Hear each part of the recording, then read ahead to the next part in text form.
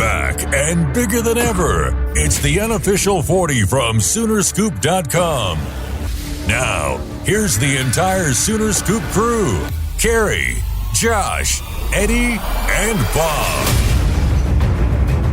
All right, we are back. It is time for another edition of the unofficial 40 podcast. Almost the entire crew is here. Bob is on vacation. And yes, I'm acutely aware. I heard it. Everybody's always been hounding me about it. I definitely heard that George is not on the intro on that.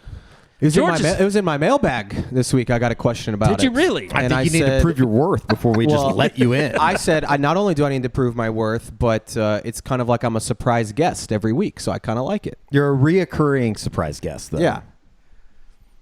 Yes, recurring surprise guest. Anyway, George Stoy is here. Eddie Radosevich is here. Josh McQuistion almost introduce you as Josh Heupel because that's been so much talk lately. But no, Josh is here. It's a very big week and weekend. There's a lot of camps going on, kind of a private invite kind of deal. So we're not going to be in there. But, yeah, I mean, I guess, we should start there. But... No, we're good. I was just saying turn my headphones up a little bit. Okay. There we go. Up. There we go. Yeah, we're good now. There you go. We're good. So, anyway, there was something, George, you were talking about, and I said that's a pod topic that we need to save. Oh, we were talking about sake and Sapporo and how it pairs with sushi. Well, yeah, my contention being that, you're a sushi eater, Josh. Huge. I like it with sake. That is generally my go-to. Cold or hot, though?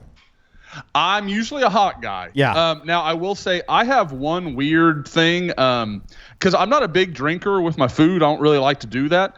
But a long time ago, I kind of got into the Big Lebowski and sushi at the same time. And so I have a weird mental connection with White Russians and sushi. So that's a weird thing that I do sometimes. That is one of the strangest things I've ever heard. You'll get a White Russian with sushi? Yeah.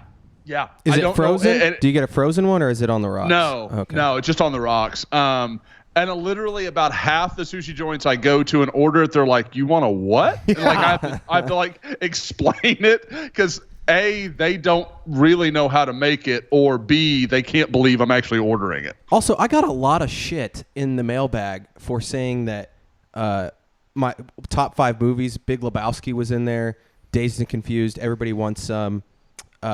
I can't remember the other The Nice Guys and something else. Everybody was saying they were a bad group of 5. I thought it was a great group. It's a younger group of 5, I would say. Yeah, but with some old stuff thrown in there. I love watching this. What I like about it. Go ahead. Oh, Josh. sorry. Go ahead, George. Go ahead. Okay. Well, I was just going to say that for me, my criteria is if it's on, I want to watch it and I'll rewatch it over and over again. It's not like it's like, oh, this is a great film the way that it was made. It's just like I love watching that movie 100 times. And that's my thing. Carrie, are you this way? Because I know you and I kind of share some music snobbery. But this, movies, I'm not that way. I just want to be, I want to just enjoy it. I don't really need it to be, I don't want to watch Schindler's List. I don't care about that. I'm sure it's a great movie, and I've seen it once a long time ago. You should watch it once. Exactly. You want to be anti-Semitic. I mean, come on. The one I always go back to is Traffic. That's an incredible movie, but it is hard as hell to watch because it's just brutal. It's just a hard thing to sit through more than once because you don't want to take in that information again. Was Traffic a Soderbergh movie? Is it that was right? Shot like a Soderbergh. I don't know if it was though. I don't even know what that means. Steven Soderbergh. He did all the Oceans movies. Mm-hmm. He did. What was the one with Jennifer Lopez and George Clooney? That's such a great underrated movie. Flight? Entrapment? Is that Entrapment? No, I think Entrapment Entrapment was Sean Connery. That's Sean Connery, isn't it? And Catherine Zeta-Jones. I'm thinking Eyes Wide Shut, or is that the Tom Cruise? Traffic is a Steven Soderbergh movie, 2000. Yeah. Christmas movie. It came out on December 27th. Interesting. Oh my God. I can't think of a worse movie to watch with your family at Christmas. It's like a George, was it judge and it's bad. Was it you that was explaining Barbie to me? Yeah, I went and saw Barbie. Did you see Oppenheimer? No, I haven't seen it. I'm going to go see it this week. Okay. But Barbie sounds awful for guys to go watch. According to George's, would be definitely disappointed to find out that you went and saw it. I mean, it's very feminist, but I thought it was funny. Ryan Gosling, though, steals the movie. I mean, I think he was the funniest part of the whole movie. He was hilarious. Is there ever a point in the movie where like they make him naked and he's not anatomically correct? No, Anatomically? He just, the whole premise is like he finds out he lives in Barbie Land. I guess I don't want to spoil the movie. Yeah, let's not do that on never the mind. biggest pod in Oklahoma. But he's hilarious. He's great in the movie. You should go see it after you see Oppenheimer, because I've heard Oppenheimer is phenomenal. I've heard from my nephew, who is a bit of a movie expert. He's a manager at a movie theater. He said Oppenheimer is okay on a regular screen, but it's fantastic on an IMAX. Okay. So if you see it, if you can go see it in an IMAX, although those things are like booked for like weeks in advance. Oh, we got Bob Stoops on Oppenheimer television. in IMAXs? Uh-huh. Oh, really? They say that's the show. I was so close to going to Oppenheimer on Sunday, and then it was like, okay. It's 3 hours long. I know. And I don't have a problem with a long movie. If it's really good, but I don't know. See, this is so ESPN and college football media in general. Like they're interviewing Bob Stoops about the XFL. Well, they're having a combine today in Arlington. Right. It's a combine, so it's a big deal. But Marcellus Sutton was participating. was he really? Yeah. Wow. I didn't even know he was trying to play still.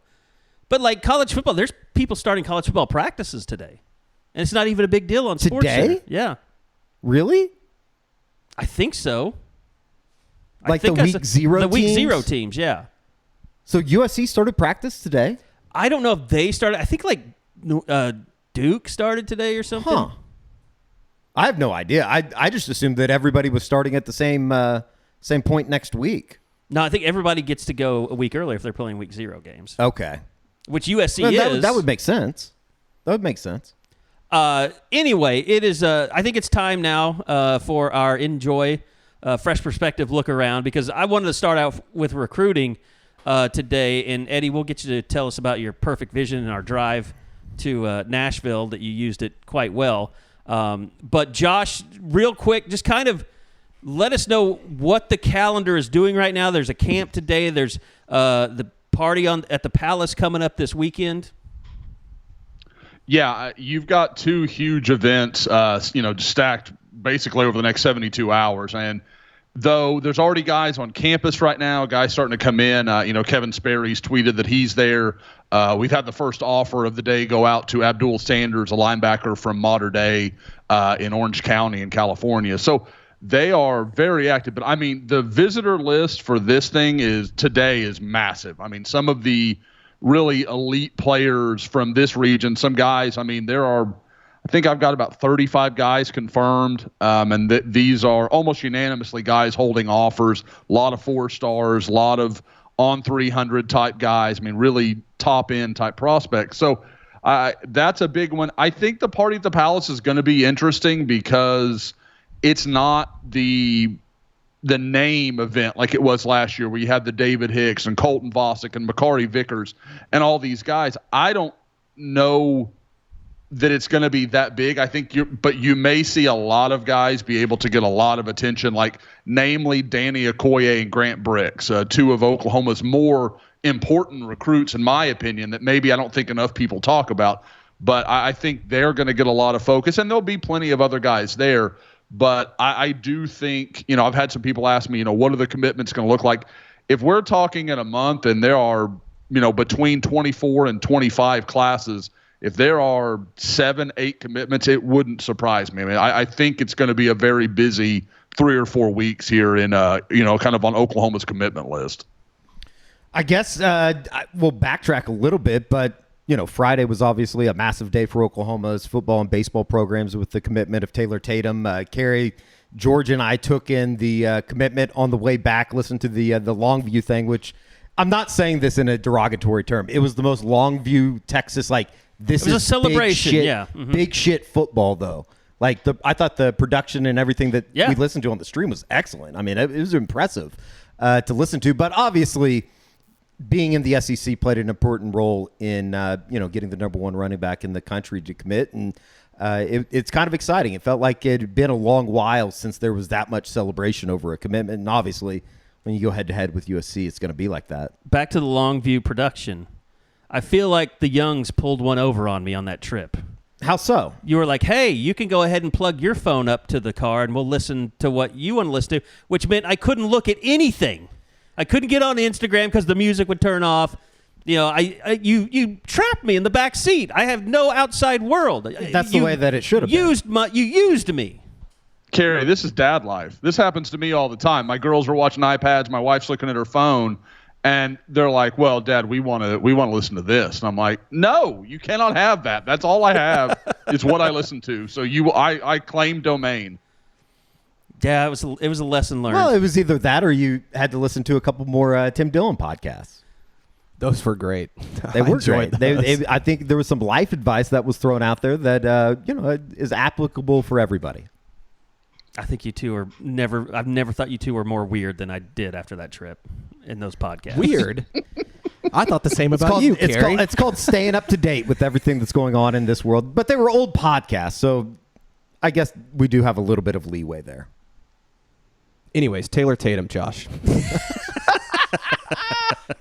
Now, like I said, I did think it was interesting, kind of like what you guys were saying. Like, it was such a celebration of Longview High School football. And I think there's probably a lot of OU fans who are like, I didn't know it was a big deal like this. I mean, Longview is a big, big deal. They've produced a lot of guys. I thought one of the interesting things was them talking to Oscar Wilson, the running backs coach, and kind of all the running backs they've had come through Longview. I mean, there are some really good ones through the years. And, I think if you could sit down candidly and have a beer with those guys, I think they'd probably tell you Taylor's is as good as any of them. And they've had some, I believe Vondrell McGee, who played with Malcolm Kelly, I want to say he was state player of the year his senior year, if I'm not mistaken. So they've had some big time guys. But yeah, like I said, I thought that is a huge win for Oklahoma beyond just, I realize the fans are going to love the aspect of beating Lincoln Riley. And the thing I'll say about that is it just felt so familiar. USC's leading for a long time. They look like they're in great shape. They've really zeroed in on one player and not allowed themselves a lot of backup options. I've covered that recruiting. I know what that looks like. I've done that for a while. So it was just like, man, I don't want to harp on the USC section, but it's just, I don't know. Like, there's a point where I'm like, are there any lessons being learned from some of these things? Like, they've done this before. That was a traumatizing year for you, Josh. I felt bad. Yeah. What was it? It was Kamar Wheaton and Tristan Lee, I think, both in that. Oh, Kamar Wheaton, Tristan Lee, Bryce Foster. Bryce Foster was your own fault. Let's face it. COVID class. I don't know if you heard that, but I said Bryce Foster was your own fault, and you know that. It's one of those things where I want to be like, I want to tell everyone who I talked to in that conversation it doesn't matter. It doesn't matter. Bryce Foster and Josh Jacobs are like my rabbit holes. I will absolutely fall down those every time if I allow myself. But anyway, yeah, with Tatum again, he's a guy, and I compared him in the breakdown story to like a Joe Mixon light. Like, there's a lot in his game that reminds me of Joe.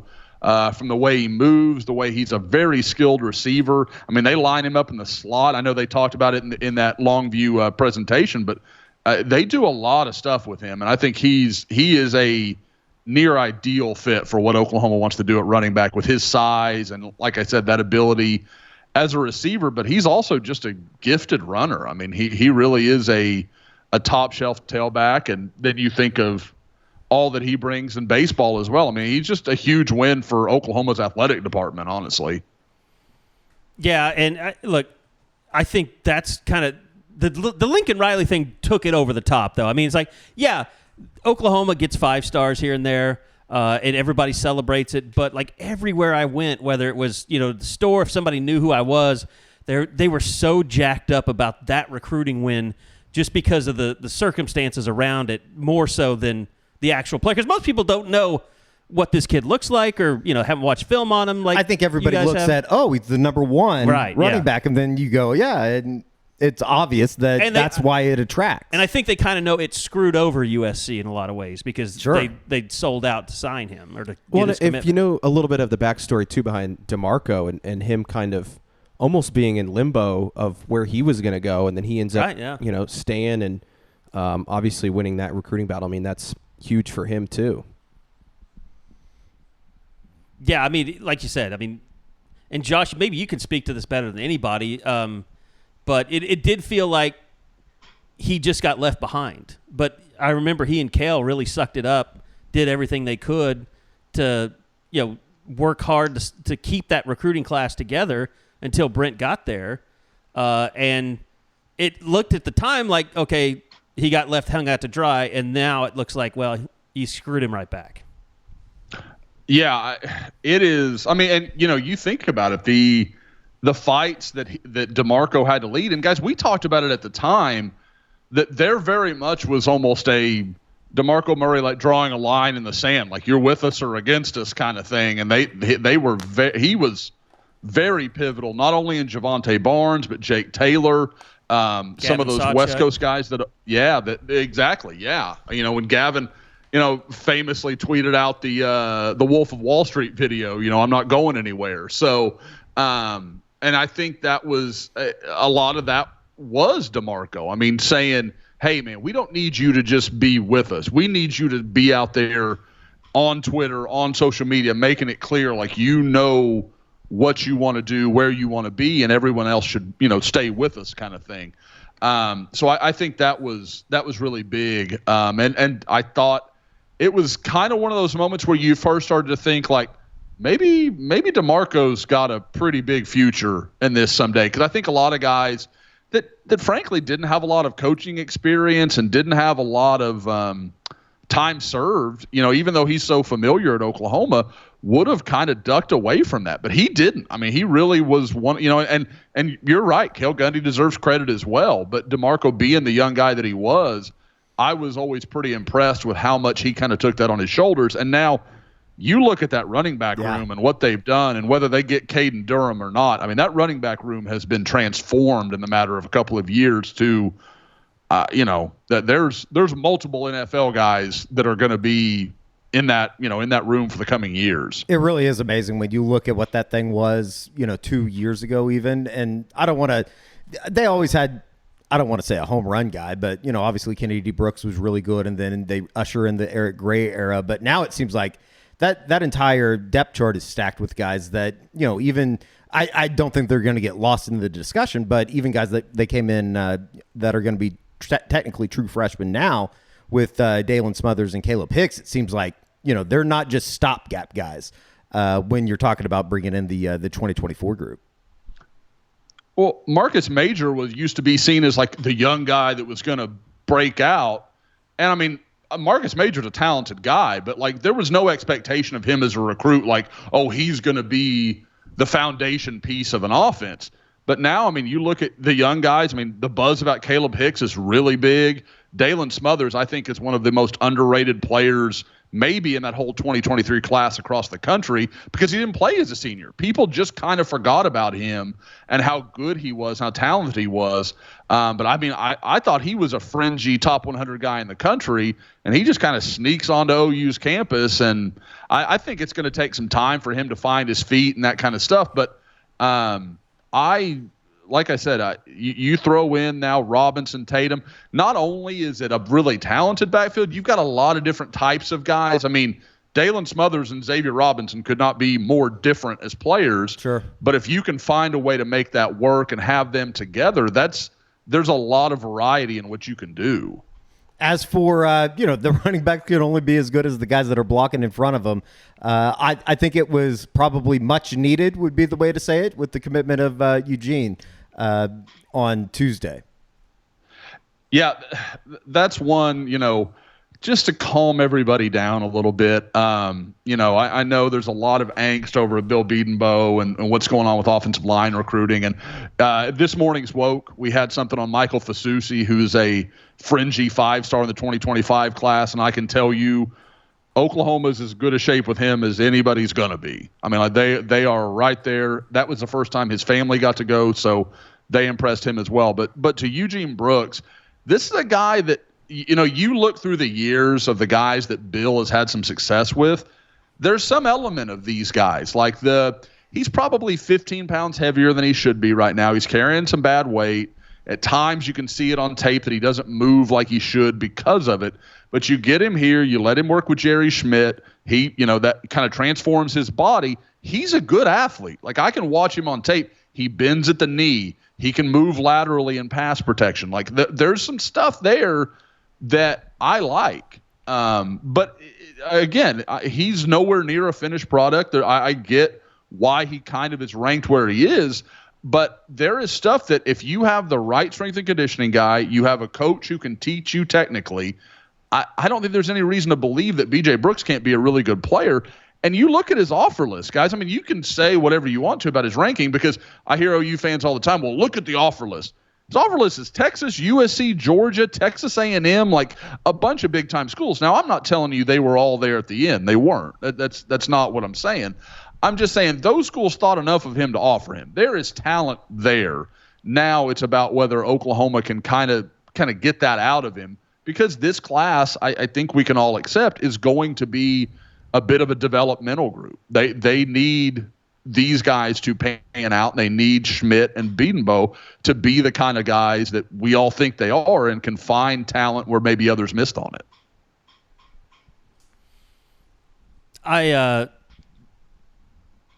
Were you talking about Eugene Brooks just there? Mm-hmm. Okay.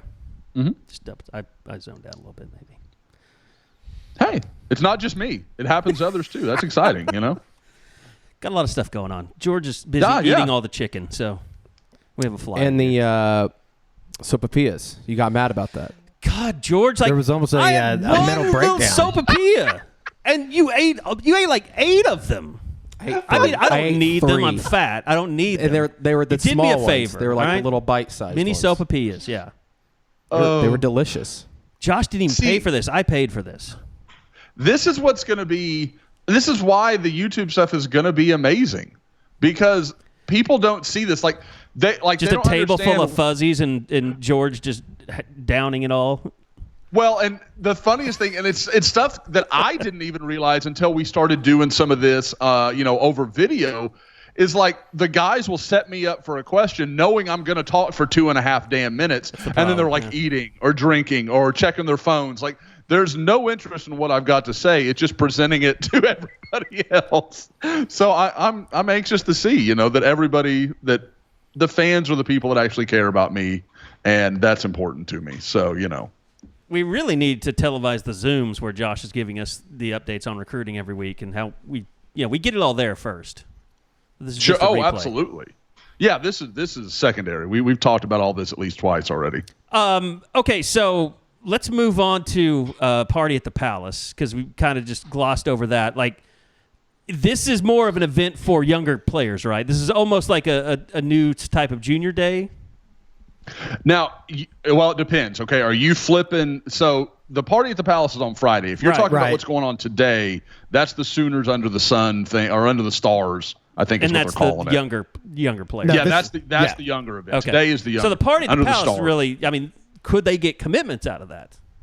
Yeah, actually, in this morning's Woke, I put in a prediction that Oklahoma is going to get the second quarterback they've clearly been chasing in this 2024 class, and the Brendan Zerbrug kid from Alliance, Ohio, a quarterback that, God, and in Woke, it really broke it down. I was kind of going over it because I kept trying to find a way. And George, you'll, and Eddie, I mean, all of you guys, you'll relate to this. Sometimes when you're trying to make it fit in the way we need to write these stories, it's really tough to make repetitive statements, like make it clear what you're saying and not have it sound like just a rote thing. And I was like, all right, let me put it in like a bullet point type of thing. So this kid, he gets a Syracuse offer on June 7th. He gets an active summer. Offer. Yes, on June 14th, as he's leaving to go to his Syracuse official visit where he is planning to commit, he gets his Northwestern offer. Like, I got the impression he was like on his way to the airport because the Northwestern quarterback decommitted and it opened up their spot, so they go after him. Well, he goes to Syracuse, he commits while he's there. Then he comes back, and Northwestern eventually just kind of wears him down. He goes and takes a trip. He commits there on June 26th. So this has all happened in like less than 3 weeks. 2 weeks later, Northwestern fires Pat Fitzgerald. And then about a week after that, Oklahoma offers him on June 18th. So it's just been a nuts summer for this kid. And just kind of every time he thought he had landed somewhere safe, something else happened. So I really, though, I think this is clearly something that Jeff Levy wanted to get done. I mean, they pursued Samaj Jones.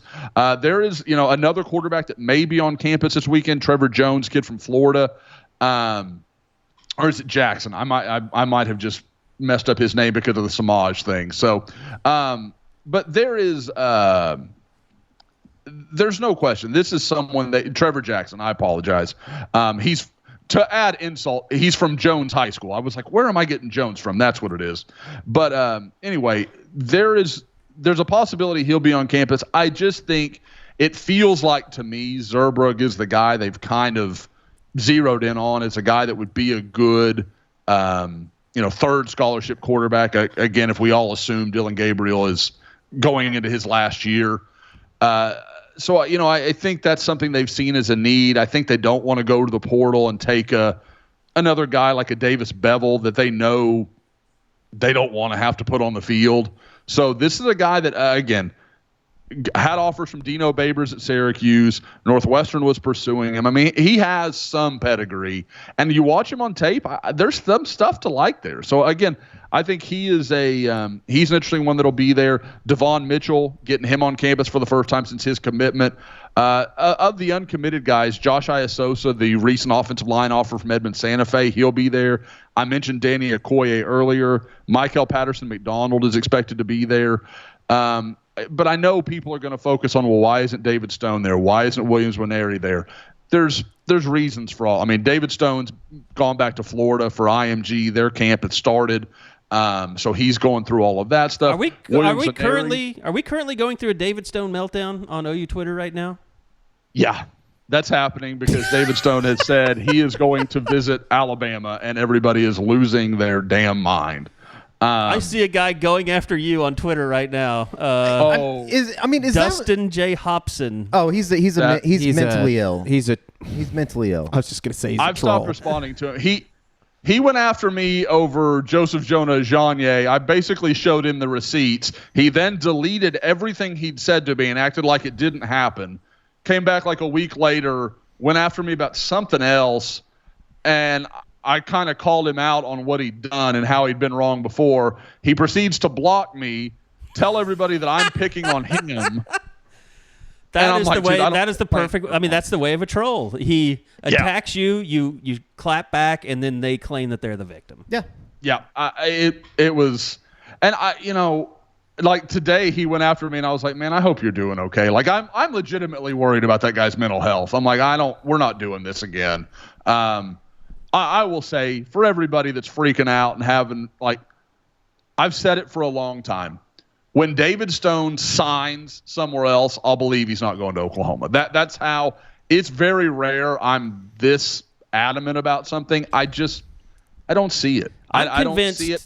David Stone spends a lot of his time looking at On3 evaluations, knowing that he needs to get his followers up to such and such level. I was just about to say, he seems like a kid that just likes to be recruited.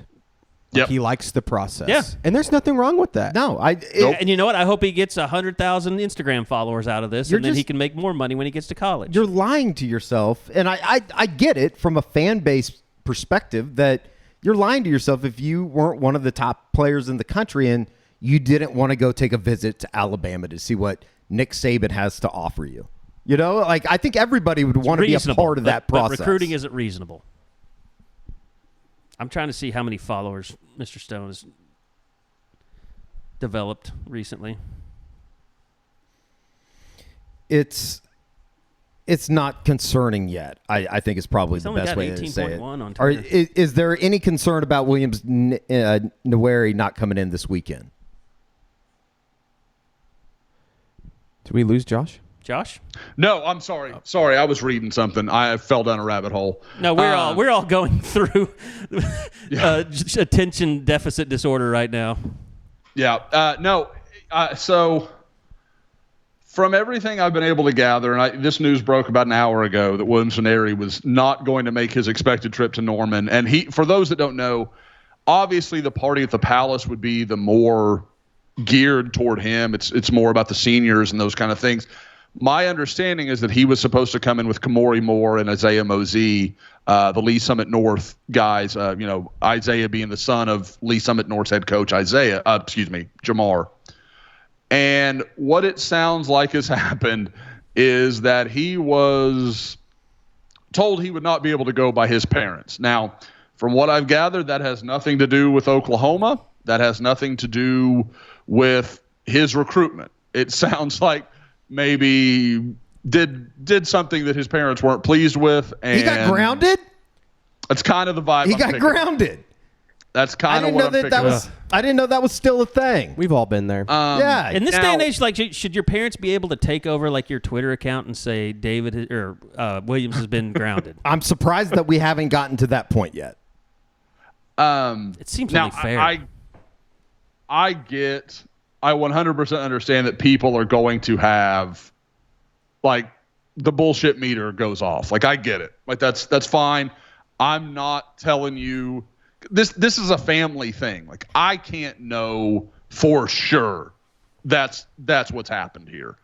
I know that's the belief, I guess would be the way to say that. So I think that the tell will be if he goes to Oregon. If he goes to Oregon, okay, maybe it's not what it was presented as. But if he doesn't go to Oregon either, we know that trip was supposed to be on, that trip was on the record. Like there were 100% quotes, attributed to his coach.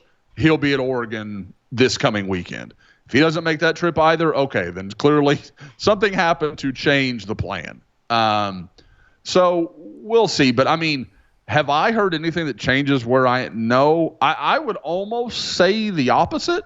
Like, I feel like Oklahoma's picked up a little momentum here over the last week, maybe 5 days, something like that. So it's so hard with him because nothing's concrete. Like, you don't hear anything. There's some guys I'm like, I hear enough to feel good about what I'm saying. With Williams, if it's Georgia, OU, or Missouri, I'm not going to be shocked. I think it's Oklahoma. I think that's what he wants to do, but I'm not 100% by any stretch of the imagination. So you know what I think we need right now?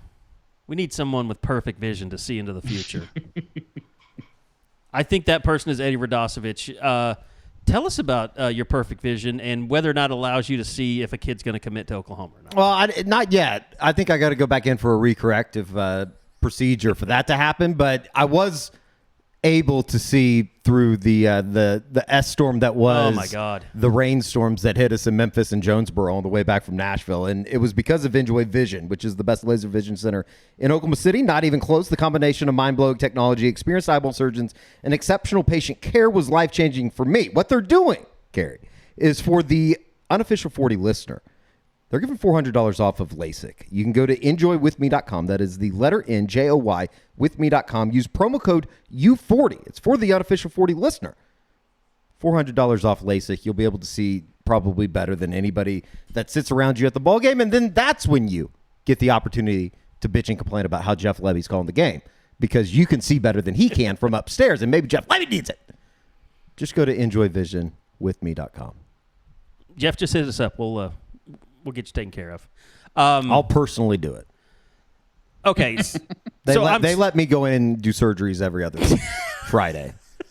And what they don't know is I've been taking Valiums from the stockpile. You were giving them a placebo, yet you were taking the real Valium. And that's how doctors are supposed to do it. That's how my friend Tommy Tuesday does it at the hospital that he works at. I'm sorry, Josh, I cut you off, and I know everybody's going to be like, damn it, Kerry won't let Josh talk recruiting because of the ads. No. Like I said, it's with Williams. I still feel good about where everything is. Like, it's kind of one of those things where everybody's hearing slightly different stuff. Like, if you talk to Missouri sources or you talk to Georgia sources or Oregon or whoever, but the constant is Oklahoma. Like, that's the one, really the only point was like a week ago, you started hearing Georgia sources saying they thought it was Georgia and Missouri, but that's the only point in time when I've heard it's not Oklahoma and X. So Missouri thinks it's Oklahoma. Georgia thinks it's Georgia and Oklahoma with kind of Missouri in there as well. Oregon just doesn't really think they have a chance. So I think I think people are like, well, Oregon thinks it's this. I think Oregon's just reading what everybody else is doing because they know they're kind of on the outside looking in. When I talk to Oklahoma sources, it's not as definitive by any stretch of the imagination, but it almost feels like we don't want to jinx it. We don't want to jinx it. Because we talked about this a couple pods ago. After last year, I think there is a real gun shyness to like, we're not going to get too cocky here. Like, because they knew they had David Hicks. They had Colton Vosick. Like, they've been burned, and so they're just like, let's just see how this goes. But again, I think they know they have the best relationship. They have a connection to every level. I mean, like his family is very comfortable with Oklahoma. Obviously, Jamar Mosey has a really good relationship with Oklahoma and Brent Venables. You look at his friendship with Caden Green, his relationship with Isaiah Mosey and Kamari Moore. I mean, there's a very real world where his sophomore year at Oklahoma, he's playing with 4 of his high school teammates. Like, that's not something that you can overlook, and I think it's meaningful. And on top of everything else, I don't think anybody's matching what Missouri's doing in NIL, because I keep hearing that bag is large. But I don't think Oklahoma's that far off the pace. Anybody can screw it up. Drinkwitz can screw it up. Yeah. With all that's going on there, talking to some kids around Missouri that are, fellow big time recruits, there's this feeling of like, we like Missouri, but we don't know if that staff's going to be there. Right. And so I think that is something that's weighing on him a little bit too. Like I said, I just find the fewest holes in Oklahoma's pitch. And, again, Georgia. Let me ask you this, Josh. Go ahead.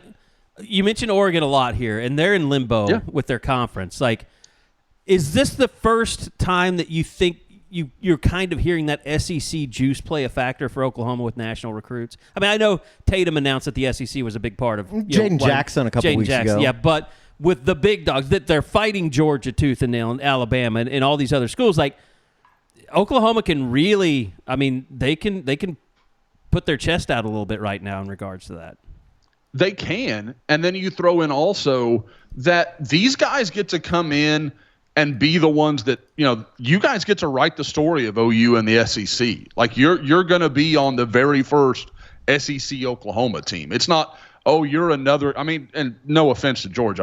I would completely understand if Williams and Airy chose Georgia. Like, I get it. But at Georgia, you're just the next in line of, top 10 defensive line picks. Like, I get it. That's cool, man. That makes sense. But you're going to be the guy that changed the story. You're going to get to be a part of a season where the fans are there when Tennessee comes into Norman. You're going to be there when OU goes to LSU in Death Valley for the first time. You're going to be there when all of these things happen. What's the other big game? Alabama. You're going to be there at home. Are they any against good? Alabama. Like, and not to mention, South Carolina. And I mean, it's going to be a legendary season for the players on that team.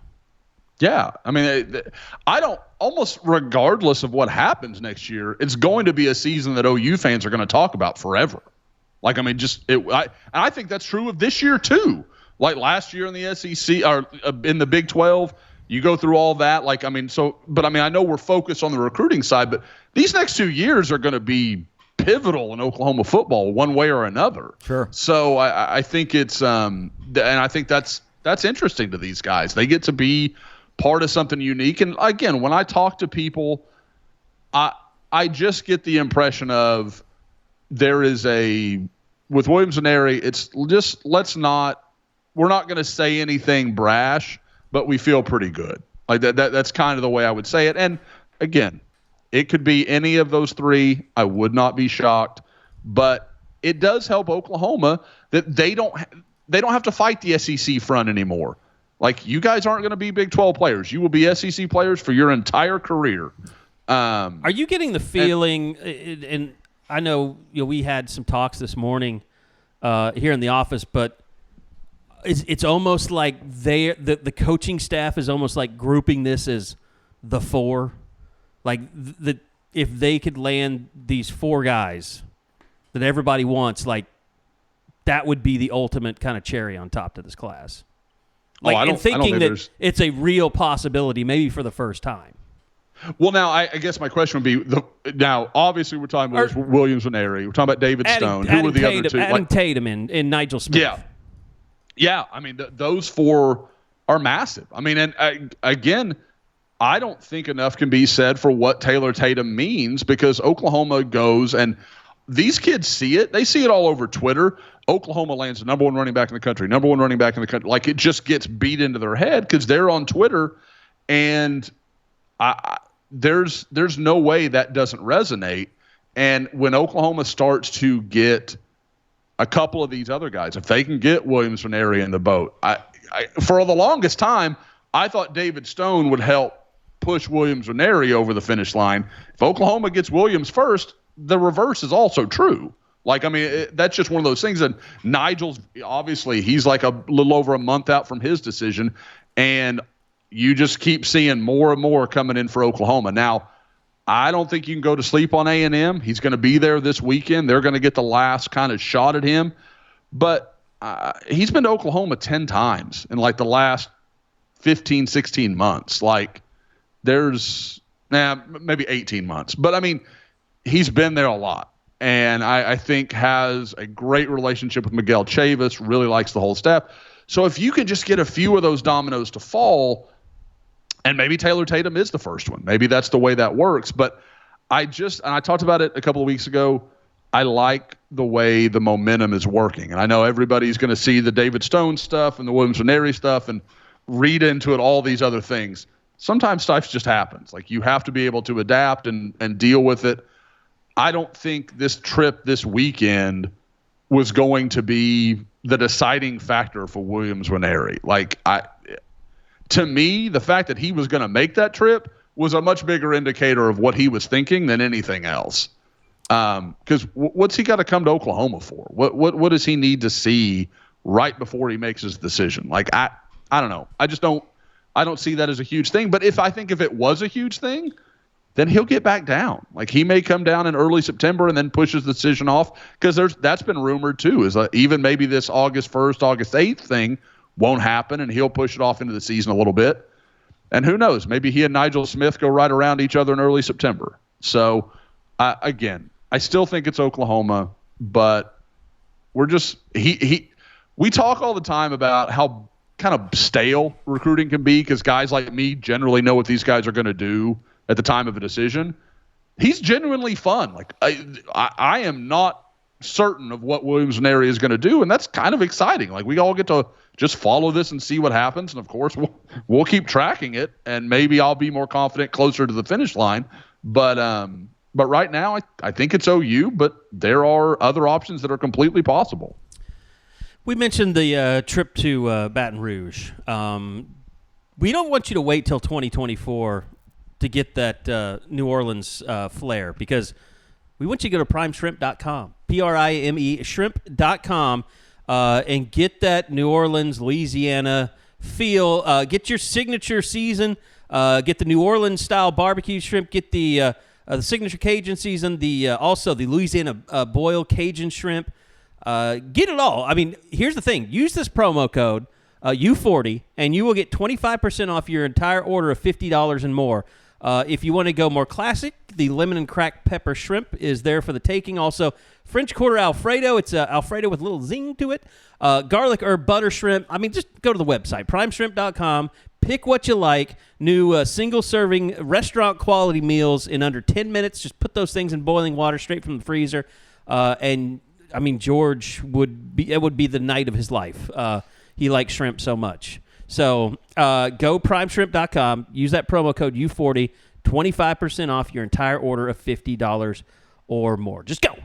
Go do it. All right. George got very excited during that live read. I love shrimp.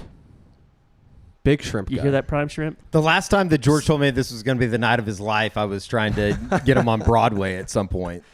Hey, we had a good time on Broadway. It was a good time. It was a great time. And nothing happened that was negative at all.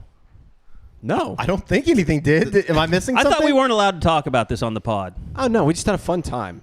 It's all good. All part of the night. Yeah. I mean, we were out till we had some great quesadillas with Eric Bailey. You said your parents would get mad about the hooker stuff. She's dead. Who cares? No, Mr. and Mrs. Stoya, there was no hookers. We're just trying to get in trouble. We're going to do that every pod from now on. I mean, there was one, and she was a lovely lady, but she just stopped breathing during the middle of the night. I think it was fentanyl. Nothing that we did. Next topic. Okay. Well, I mean, where do we need to go? I mean, Nate had those strips. He should have used them. I don't know. The media day will be August 1st. The first practice will be August 3rd. No idea if we'll be able to go out and watch at this point in time. This time next week, man. Yeah, we're it's a crazy. week away from our lives completely ending. We're going to get... Anyway. Maybe by then, George will be able to play some Galaga and actually get to the first challenge stage. I was going to put in some reps today after the pod. We had a visitor last night, a huge fan of the pod. He came all the way from Josh's neck of the woods, and so I let him in. I would have let him in if he came from Edmond. But he brought his daughter in here, and they were just visiting campus, and he wanted to know how bad of a Galaga player you really were. Well, what'd you tell him? I told him that you were not nearly as good as you claim to be. I still think I'm in the top, 10% of 27-year-olds, but... We're putting together that's true. We're putting together the list, and we're gonna have a maybe an off week tournament. Yeah, that'd be awesome. Show us your driver's license. First, second week of October, I guess, October 14th. Yeah, put it during the bye week because I do think that starting next Tuesday, we're gonna be pretty slammed till the season's over. It's gonna be fun. I mean, look, we are getting very close to having this thing back together, and I know we started doing some YouTube stuff, but we had to have new carpets put in. We had to have new network runs put in. So all that's getting stripped up. We're going to be ready to go by the time practices start. So we're going to be throwing out a lot more content on YouTube. And George and you and Eddie did a great job at the SEC Media Days. And it'll be just more of that all the time. And Josh and I will be doing some live streams. We're excited about that. So, look, we're ready. People say we're well past ready. But I get it. But it's going to be set up to a way where we just do it all the time. This thing is built right. Not built fast, but built the right way. It's going to be fun. I kind of look forward to next week. Obviously, we just talked to a bunch of those guys. I guess, Danny and Dylan Gabriel and Jonah Laulu and and Drake down in Dallas. But, I think to talk to more of these guys, there definitely is a sense of, I don't know if urgency is the right thing to say, but there is definitely a sense of, I feel like everybody feels they're in a better spot than they were a year ago. Obviously, for those, all the reasons that have been laid out there, just with nothing being new, I guess, as far as a first year goes. And it's going to be really interesting to see what kind of jump these guys make. Obviously, I don't know how much you're going to be able to tell in those first couple weeks of the season, obviously, with the non-con schedule kind of being what it is. But at the same time, I do think that there is a sense of excitement around the program right now that I can't remember in a long time, just because of the SEC move coming up in a year, and then obviously everything that goes into this year. You wrote a great article this morning, George, about Dylan Gabriel and what they need to do better on third and fourth down. Some of those numbers were just, it was kind of mind blowing that they were so bad, but yet at the same time, offensively, if you look at the whole, they did have a lot of really good moments this year. Yeah, Dylan Gabriel ranked last in the Big 12 in fourth down conversions when throwing the ball. Which, you guys saw that firsthand. I know, Eddie, you talked about remembering some of the plays. I think he was 1 for 7 on those fourth down plays. He was also below average on third down conversions, third down completion percentage. He was towards the bottom of the league. So, yeah, and Dylan talked about that at Big 12 Media Days, and that's what's always interesting. Like, Big 12 Media Days, you can ask specific questions, but it's generally a big picture type of deal, talking about the season ahead, whereas next week getting to know some of the other guys, like I'm sure we'll get to hear from maybe a Connor Neer and some of the other guys that have transferred in, McCulloch, and I got hammered on the board this week for putting out my projected starters. And so some of those storylines of guys. It wasn't boring, at least. No. A lot of people read it, but a lot of people disagreed with some of the. Well, I'm just saying it wasn't like you didn't go chalk the entire way. You kind of put in some stuff that made people say, "Why would you say that?" Right. Yeah. I projected Connor Neer as a starter, and I'm kind of working on a story about him. It sounds like they really like him. Coming in from Ferris State, I think that he could compete for a starting job. The offensive line is going to be interesting to see how it plays out. I think you could make an argument for like 4 different guys at the guard spots. So that's going to be fun to watch. And then obviously wide receiver, who knows, other than Farouk and Stoops, who's going to compete there. So, finding some of those things out next week, and then, always hearing the rumblings during fall camp, who's standing out, those kind of guys. And, I tried to point this out is, like you said, Eddie, I think the first few weeks, there'll be some guys that stand out and I'm sure step up, but it's really not till, that Iowa State game or even the Texas game that we're going to really know kind of what this thing, I think, looks like. And it's most interesting, too, because you look at what they have going into this year, and it's just hard for me to think that they're going to be able to make the jump that everybody hopes that they'd make if you're not getting contributions from almost damn near every one of these transfer portal guys. I mean, and that's something that, I think Brenda's talked about quite a bit, and the kind of the ideology and how they recruited some of these guys to get them to campus. It's basically a pitch that not only can you come in and help, but you're going to come in and help immediately. And they need these guys, especially on the defensive side of the ball, in my mind, on the defensive line, whether it be a Rondell Bothroyd or a Trace Ford, Jacob Lacey, Dejon Sears, DJ Terry. Seems like he was one of those guys that was talked about quite a bit at Big 12 Media Day from Jonah Laulu as well as Danny Stutzman. They need these guys to really come in and be difference makers. Yeah, I mean, that's the side of the ball that I think some of us are most interested in seeing, just to see if they can make, a bigger jump there. And you saw it at Clemson when Brent first went there. They weren't great his first year there, and then they made a huge jump his second year and an even bigger jump his third year. So what does that look like? And again, Brent talked a lot about that at Big 12 Media Days. So hearing from him again next week is going to be interesting. Like there's a lot of position battles. I mean, you could even say safety. Can Peyton Bowen be a guy that competes for a starting spot? Sure. What does Reggie Pearson look like? They have a lot of depth there. Linebacker. I really think that Kobe McKenzie, Jaron Kanik are super talented, but can Connor Neer, a guy that has played a lot of college football, maybe not at the Division I level, but at a high level on D2, win 2 national championships at that level, can he compete? And then you've got the defensive line. I mean, it feels like they have so much more depth there. Can those guys actually be contributors, and who are going to be those guys that step up as leaders? It's also going to be interesting, I think, just seeing Dillon Gabriel, not just the things that you just talked about, but how does he handle that when everybody is kind of rooting to see Jackson Arnold, like knowing he's got to look over his shoulder a little bit for the first time in a while. Look over the chip that's going to be on his shoulder too, I'm sure. I mean, I think anybody that has heard the noise about Jackson Arnold, and he said all the right things even during the spring, it's going to be super interesting. And, you obviously don't want to come out and have any bad starts at the beginning of the year, but he's going to be somebody that has somebody waiting in the wings behind him that I think the entire fan base, a lot like the Caleb Williams situation, and then hope to God it doesn't turn out as ugly as that was, that are going to be cheering for the backup. Yeah, well, I had people in my mentions today about that story saying if he's as bad as he was last year, we'll be booing like they did. And I have no doubt that those people will be. Yeah, so I mean, but that was the student section, wasn't it? Mostly sure. The West Virginia game? It was, and I don't think that was more about maybe some things that happened on campus. Right, and Dillon doesn't have the the bad blood. I think between him and the students, I think like everybody maybe likes that Spencer did, but at the same time, I do think that there is a lot of pressure being put on him, and it's going to be kind of interesting too, just because of the wide receiver position and I think the way of looking at it is who's going to be those guys that step up. They're not going to have a whole lot of time. It's going to have to come out of the gate rather quickly for them to get off on the right foot going into obviously conference play. Well, and everybody obviously wants to pin the blame on Dillon, but some of the play calling too on some of that stuff, I'm sure Jeff Lebby deserves a handful of the blame as well. I mean, the other stat I threw out there in that article, did you know they ranked 108th in fourth down conversion percentage last year?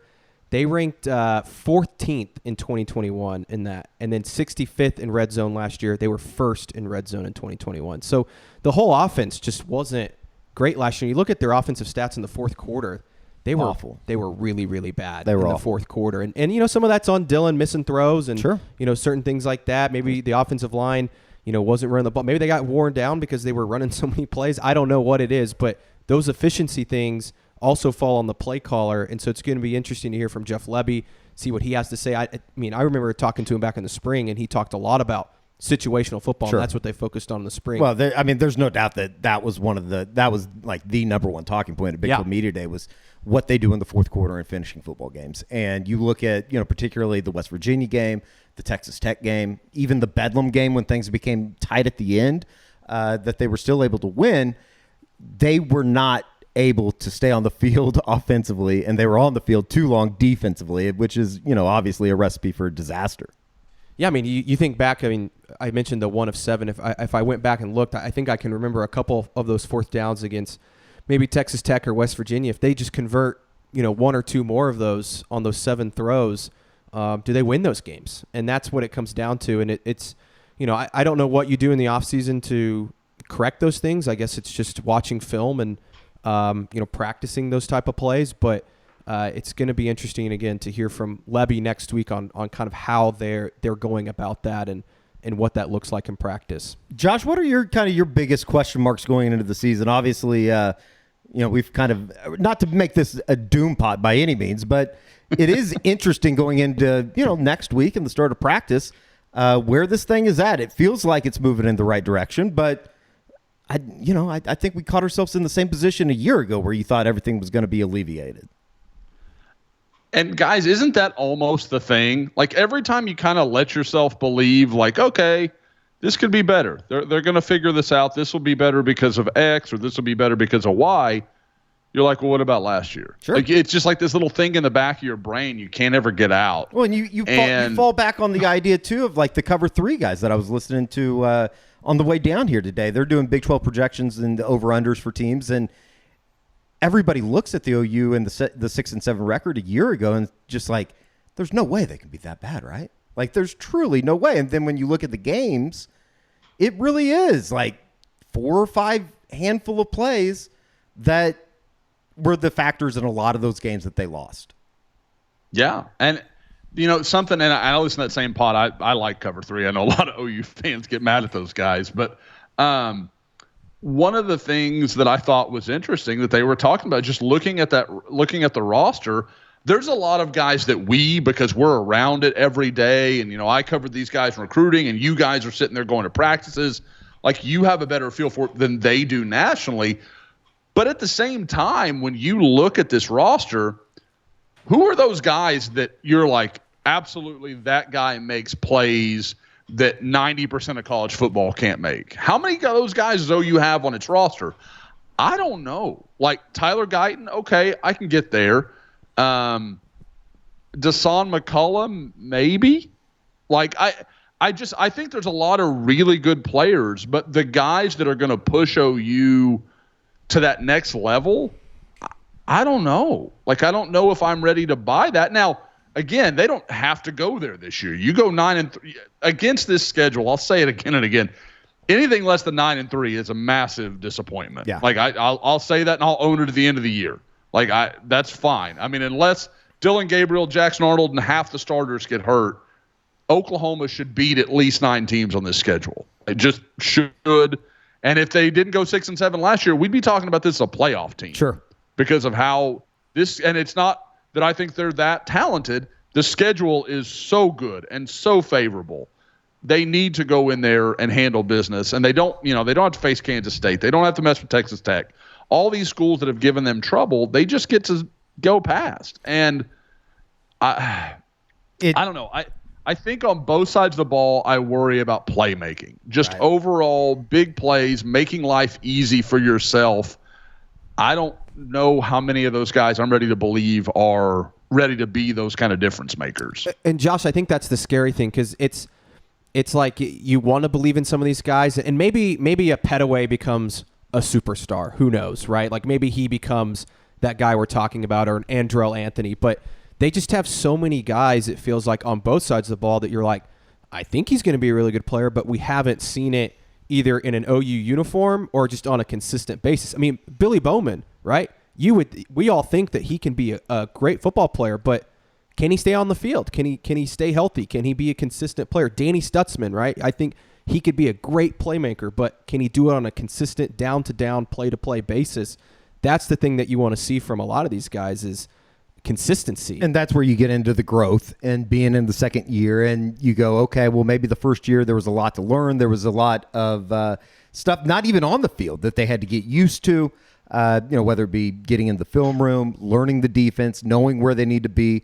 I think that's where you fall back on this idea too, that even when I was doing Media Row radio hits in Nashville with the SEC guys, it's what do you expect from Oklahoma this year? And it's Vegas has the over-under right now at 9.5, and it would be supremely disappointing if they didn't get to 9, if they didn't get to 10. And I think there was a little bit of shock when you look at the record, and they're coming off of a 6 and 7 season. When you just look at box scores, or you look at the way you don't know how they lost those games last year. I think for a lot of people, they look at the TCU game that they got their ass whooped, and then they look at the Texas game where they didn't even score, and it was uncompetitive for 3.5 quarters. So it is scary in a way, but I do think that at the end of the day, when you get done with that conversation, I think everybody out there goes, yeah, but Brent's track record and his resume would tell you that he's too good of a football coach not to have these guys playing at least a little bit better football. And I think that, it'd whatever be shocking to me if it's not. I mean, if it's not even, what was the Brent's wording at the spring game? It was, we're going to be a different planet defensively. And, I think that it's interesting too, Josh, that, they threw out, I can't remember if it was Danny Cannell or whoever it was on the Cover 3 thing talking about, I don't know if Brent's been cocky this summer, but he has been boisterous as far as, or confident as far as where he thinks this thing is at. I definitely think that the way that, I don't know if we even want to open the door to this conversation, but the quote unquote shots at Dion and the swing he took at Mario Cristobal in Miami. I don't know if you say that if you don't think that this thing is truly going to be in a better spot than they were 365 days ago. Well, Eddie, on that note, I will say I heard from someone that there's been some chatter from some of the strength staff that this was an extremely good summer. So we'll see. We know every summer is the best summer. But just talking to a few people, it sounded maybe a little more legitimate than some of the stuff I've heard in the past. I don't know. Yeah. But it sounds like they're pretty happy with the work they got in. I think a lot of the young guys, again, PJ Adebawore definitely had a good summer. I mean, just look at the pictures that they put out here over the last week and a half. Did you see the Savion Byrd picture? Yeah. Holy crap. No longer worried about his weight.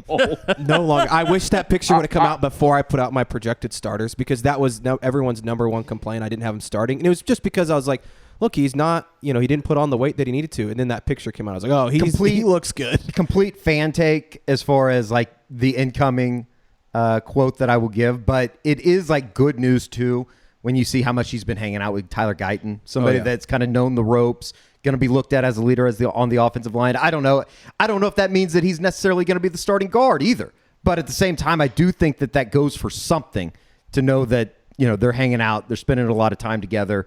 And, obviously we'll see how that offensive line works itself out here over the next couple weeks. I got to tell you guys, I learned something during this fantastic segment. You didn't lose me. I was there the whole time. And by the way, Tyler Guyton, if you're buddying up with him, I love that dude, man. He's just such a good guy. When we're out at practice, he gives you some back and forth. Who was it he was building up last time we were out there? Tyler Guyton? Yeah, he was like, look out for this guy. He's the next big thing. I think it was Bird. No, it wasn't Savion. It was... I thought it was Bird. I don't remember. I don't know if I was a white over guy. there. Was it Bates? Might have been. I remember that whole story. Anyway, I do know a way that Dylan Gabriel can take care of his offensive line this year. That's with Dead Soxy. Oh, get him some socks. Get him some socks. I did not know this And I feel ashamed for, as much as we talk about Dead Soxy, you can get the no-shows in men's or women's. Did not know that. But you need them right now because it's 100 degrees like every day here until the end of it. Did you see that it's 101 degrees in the Florida Ocean somewhere, like the highest temperature ever recorded in an ocean? Ugh, it's miserable outside. I think this is that weather where even if you have a swimming pool, it's not helping you. There's no relief. It's too hot. It's too hot to swim. I know that. Anyway, go to deadsoxy.com. I did wear those all week last week in Nashville. They did provide some relief. They're like, little cushions, pillowy cushions that go on your feet. The fabric is so fine, like you think that they're going to fall apart after you wash them a few times. They never do. But you need more.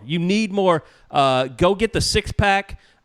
They've got those going. That's my recommendation right now. Go get the multi-packs. Although they have some really cool stuff. Just go down, like the Willie No Show is a really cool sock. Even they have them both in men's and women's. The Klein No Show, love that sock. And I've got pretty much all of them, but there's some that I don't have, and I want to get them. So go to Dead Soxy, use a promo code SCOOP. You'll get 25% off your entire order, even sale items. So, like, you get one of the bundles. Like I'm looking right now. Get the full SS22 No Show sock 5-pack. It's on sale for $75, but you'll get 25% off of that too. So go check it out, deadsoxy.com, DEADSOXY. Enter that promo code SCOOP. You'll get 25% off your entire order. We could not endorse them more at Sooner Scoop. Buy or sell? Well, let's go through a couple players. I actually have a position I was going to bring up, but yes, let's do this. Okay, and then we'll go to the position group. It'll probably come up as you bring them up. Gentry Williams. Buy. My hot take, I think he's going to be all Big 12 by the end of the year.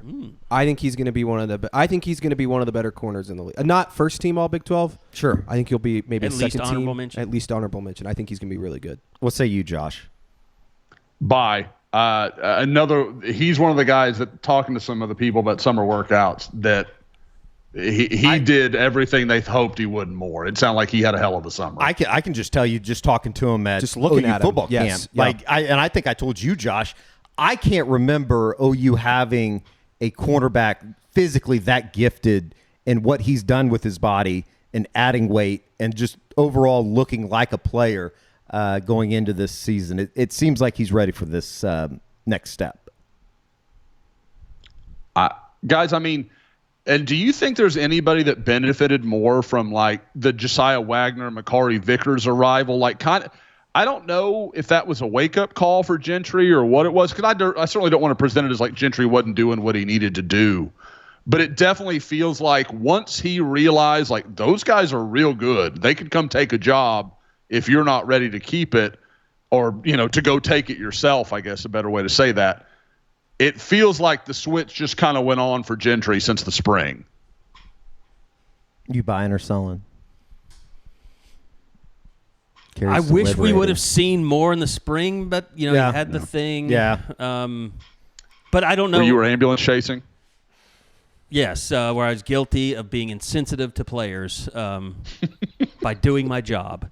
I'm buying more than I'm selling. I just, I've been burned before by, cornerbacks that had great size and had all the measurables. Yeah. And he hasn't done it yet, so I'm not going to go all Big 12, though. Even honorable mention. But I'm not saying it can't happen. If he's the starter at Oklahoma opposite Woody, sure, he's going to have an opportunity really to finish good. somewhere. Yeah, to win that job, he's going to be really good. C.J. Colton was so good for them at the end of the year last year. It's kind of crazy, too, like to think that and it shows possibly you that he should have come back. I don't know. But it shows you also that you don't have to be the Greek god to make plays at corner. I mean, Trey Norwood was the perfect example too. Like, he's a guy that's just a ball player, just makes plays, skinnier than you'd want for a corner or a safety. But Colton was that same. More than having a guy that just looks great and had a great summer, like, they just need somebody that's going to make plays when the ball is in the air. Yeah. And that's been a problem. Yeah, over the last I think you have that with Peyton Bowen. I think you have that with why am I getting mixed up with the Bowens and the Bowman? Bowmans, yes. Bowman and Bowen. Yeah, Bowen and Bowen. Both Bowman. From Denton. Yeah, it's very confusing, especially when you spend all your time working on network cable. No, but I mean, they've got those. They need more. I mean, and can you get interior guys that can make plays? Can you get Danny Stutzman? Has he become a guy that can drop into coverage and read something and pick off some passes here and there? Like, they just need a few of those guys. And I don't know. That's my biggest thing. Whether or not Gentry Williams is going to be a star or not, from what we've seen, he's been really good. But it's really about the intangibles more than it's about the physical talent. With everything that everybody talks about safety, and obviously, does Robert Spears Jennings get lost in the mix? Is he a guy that he's not the guy that was hurt in the spring? So I mean, yeah, I mean, do you think he is, Josh? I heard you say yes. I kind of think that he could be one of those guys that you look up and all of a sudden it's like, why the hell were we not talking about him in August? Because he came in last year as a freshman. I remember he knocked the shit out of somebody in one game. That was like one of the first moments too during the game or during the year that it was like, maybe? Okay, like this is something to build off of. As bad as this thing is, maybe he's showing flashes. I thought he was a kid I liked in high school, thinking like this guy is undervalued. He's a better athlete than people realize. Like there's a lot to like in Robert Spears Jennings. So and again, you talk about a guy, Eddie, that, we say, oh, we haven't seen many guys like that. OU hadn't had a lot of safeties that look like him. Like, sure. I mean, big, physical, super, he's a weight room guy. Like, now, I mean, Key Lawrence can distort everything a little bit because Key is just an ideal athlete. But again, like, I keep looking at that. And, if you talk about OU going into some 3 safety stuff, where, okay, you've got Billy Bowman's obvious. Like, I don't think there's a player, I mean, we could get into that, maybe in the country that's more unknown for his level of talent than Billy Bowman. Like, Billy Bowman, if you told me at this end of the year that, like, he's like a third-team All-American, it wouldn't shock me at all. Like, I think he is that good and could come that far out of nowhere. Now, he's got to stay healthy, and there's a whole bunch of ifs between here and there. I get that. But, like, I think he's special. But outside of that, I think they've got a safety room that's just like, who's the hot hand? Who's playing the best football right now? Because I could see several of those guys kind of being almost like a running back where it's a little bit interchangeable. Now, they won't play it like that. I get it because communication and all the stuff you've got to do. But I think Robert Spears Jennings is a much better player and prospect than I think most people recognize. You know what I can't stop thinking about with Key Lawrence is that time they put him at safety against Tech. Was it Ezenkama that was just killing him? You mean corner? It put him at corner, yeah, against Tech. Yeah. And he was just manning people up. And I thought, my God, they found something. And then it just all fell apart. Because the problem with him at safety is, like, it's a more disciplined position, and he's just not a disciplined player. Mm-hmm. So I'm still not giving up on. That's where if it doesn't go well with Gentry Williams, I'm still not giving up on Key. I might just drop a message to Brent saying, "Hey, give him a look." Key Lawrence is like one of those perfect examples of guys that you go, "Okay, is this what it is, and it's not going to change, or was last year such a learning difference, such a undertaking of what they were doing in the Riley system to Brent's first year that everything slows down for him this season, and he kind of become the player that everybody thought he was coming from Tennessee." I just don't know who he's going to play over. Well, I guess that's a good problem to have. But the thing is, though, the thing with Key Lawrence is it's not a scheme thing with him as much as it is, he has that. Like a maturity on-field issue. He plays like Brandon Everidge, but he doesn't make the tackle. Like, he throws himself like a missile at ball carriers, and then he whiffs. Like, he's not disciplined even in tackling, much less in whatever scheme you're running. That's why I think Reggie Pearson's going to start for him. Yeah. Because I think he does come up and makes the tackle. And he was a good player for Tech. He was really good at Wisconsin. Had some injury stuff before he went to Tech. So sure. I'm in on Reggie Pearson. I think it's going to be him and Bowman are the 2 starters, and then I think Spears Jennings is going to be that 3rd safety when they do the 3 safety look. Just writing the Crimson countdown stuff, I feel like I've had a bunch of the safeties or a bunch of the defensive backs, and just being able to sit around and list off a bunch of names is a little bit different than it has been in past years where they do have options back there. And, obviously Brandon Hall's done a really good job of kind of almost as much as DeMarco has with the running back room, of reinventing that room and getting guys in there that can be serviceable and be contributors from day one. And then, obviously it'll be really interesting to see what happens with Peyton Bowen. But I don't know. It's going to be like, there's so many of these guys that you could just sit here and go through position group to position group and list off. But to be able to sit here with, a confidence and say that, yeah, these guys are going to be the players that everybody thinks, you just can't do that quite yet. I guess that's the scary part of it is, if they don't make the jump that everybody expects, then what do you do? Because then you're, in a whole different world of hell where you're going into the SEC with all of these unanswered questions in what would be a year 3 for Brent. So I don't know. It'll be what position group did you want to talk about? Tight end. Everyone's talking about receiver, and I agree that is a big concern because I just don't know who's going to step up there. I am very worried about the tight end group just because I think we forget how good Braden Willis was for them last year at times and bailed them out. And the play designs that they did for him, he was great in run blocking. And I think Austin Stogner is a nice player, but I just don't know what he's going to look like in this offense. And I also don't know what Jason Llewellyn looks like or Caden Helms. There's just a lot of unknown at that position, and I don't think we're talking about it enough. For a position group that was so good to Oklahoma here over the last couple of years, obviously with the emergence of Braden Willis last year, it kind of calmed everything because he was so reliable and valuable to that offense. I mean, think about where that thing would have been if him and Eric Gray weren't making plays.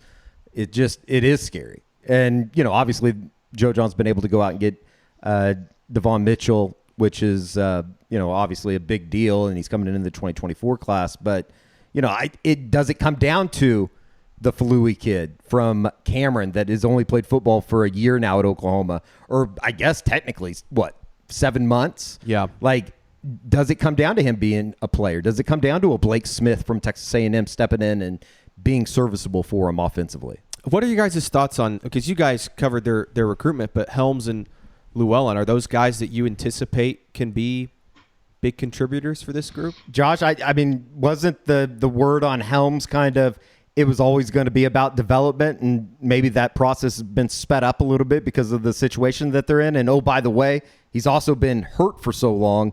Who really knows what his health status is going into this season? Well, it's that. He's also kind of an interesting fit. I mean, now I want to say we're still kind of figuring out what Jeff Lebby wants to do positionally with some of his guys. Like, is Braden Willis, is that how they always want to use a tight end, or is was that based on his skill set? And, can Lebby be flexible within those things? Like, okay, we can do it a little differently depending on who we do have in the tight end room, or, so you're still learning those variables a little bit. But Caden Helms is not, Caden Helms is a flex tight end. He is a Mark Andrews early in his career kind of guy. Another good comp would be, Grant Calcaterra. I think there's a lot of, parallel there as far as how they would best be deployed. So I don't know, but Caden Helms is a big athletic guy. There are reasons to believe that he can be a good player. But what I thought was kind of interesting is the fact that Taylor Heim has started out at linebacker. So clearly either they feel like Helms and Llewellyn are going to be okay, or they like Cade McIntyre and think Cade McIntyre is not a guy they're going to have to worry about being physically ready. That dude's a monster. He'll be able to do some of the things they need him to do. It's just whether he can process the information he needs to. But with Llewellyn, I think Llewellyn can be a guy that is useful, especially in the run game, being a blocking type of tight end. Now, can he stay healthy? I don't know. That's kind of the deal. Like, there's not a guy in this group where you're like, I feel good about that situation. Austin Stogner has some serious health history. And at no point in his career, let's just be honest, has ever really been a dominant tight end. He's been a solid contributor, but nothing more than that, really, anywhere he's been. You've got, Helms and Llewellyn, two young guys, have a lot of injury history already in their time. And then you've got Cade McIntyre, who we just don't know and is coming from, has no real background playing the position. He's going to have to learn it as he goes, but he's obviously a very talented and athletic guy, so there's reason to believe it can happen. I just don't know if in year one that's realistic. And then you've got a walk-on that was, playing basketball at Cameron not long ago. So I don't know. I mean, I think George is completely right that I think you can mask this to some degree. I think you can get by. But, I mean, that's kind of, to me, all that tight end room is going to be this year, is just getting by. Like, can it not hurt you? I don't think it's going to be exemplary, but can it be decent enough to where it's not a negligent part of your offense? Well, you know how that goes too, though. I mean, this goes back to there's only one Bubba Moses. It's like that was Jermaine Gresham, right? That they're recruiting. Like, you've got to do something to make sure Mitchell stays engaged and that he doesn't start looking around. Sure. Like, you got to show that you use your tight ends this year. And again, maybe one of those guys becomes a superstar. Yeah, it's just another position group that I look at and it's like, what do we really know about these guys? Nothing. Exactly. And I sometimes it's okay to say that. Like, it really is. It doesn't mean that it's a good thing. It doesn't mean that it's just a completely negative thing. But, if you're not going to get a whole lot out of the tight end unit, or if you're not going to make that a focal point of the offense, it's even more important that a Nick Anderson explodes or a Jaden Gibson explodes, or you're getting something out of Andrell Anthony, because it can't be Jalil Farouk, Drake Stoops, first, second down, and then you're punting. Yeah. And I think at tight end, too, it's important to note that you've got to be able to block, because you saw last year Braden Willis opened up a lot of things for them in the run game and what he was able to do at the line of scrimmage. And I think Stogner will help with that some. But, Blake Smith, I think, is a guy that they really like at doing that, too. So, I don't know. It's going to be interesting to see what they do at that position group and then at receiver, because we talk a lot about Dylan Gabriel and needing to be better, but who's he throwing the ball to? Right. I mean, there's gonna be, if he comes out and plays bad in Arkansas State's terrible, but SMU or something like that, and it's because wide receivers are dropping balls, or you're starting, kind of like the bug that they had last year, where all of a sudden you look up and it's 2nd and 16 because you had a hold on 2nd and 8 or 2nd and 6, whatever. Like, it just, I don't know. It's going to be really important and really kind of intriguing as Emmett Jones navigates his first year on the sidelines in Norman to see what he can get out of a wide receiver unit that doesn't have a whole lot there just in terms of on-field production. But at the same time, one of the first things that people talked about when they hired him was how well he develops wide receivers. Yep.